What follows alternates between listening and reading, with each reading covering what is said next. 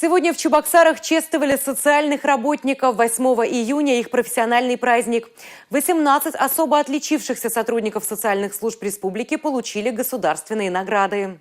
Елена Волкова руководит Шумерлинским комплексным центром социального обслуживания. Сегодня она получила звание «Заслуженный работник социальной защиты населения Чувашской республики». В последние годы в этой сфере появилось много вызовов, и со всеми соцработники стараются справляться достойно. Работа с жителями Луганской и Донецкой республики, это и с ветеранами боевых действий, и помощь семьям мобилизованных граждан, которые с честью, достоинством защищают нашу Родину.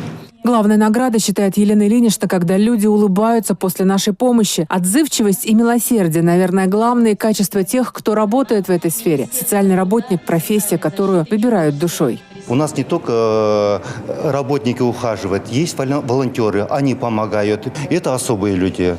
Доброта, благодушие к ним, это сочувствие. Сегодня республиканская армия добра и милосердия насчитывает порядка 6 тысяч человек. Именно они приносят продукты, лекарства, поддерживают уют в домах пожилых людей и инвалидов, берут под свое крыло оставшихся без крова, защищают одиноких мам, заботятся о неблагополучных семьях. Вы ежедневно помогаете людям в различных жизненных ситуациях, имеет колоссально важное значение и говорит о том, что вы, люди, которые работают в этой сфере, конечно же, люди, которые живут в состоянии добра, любви, как к людям, так и к жизни.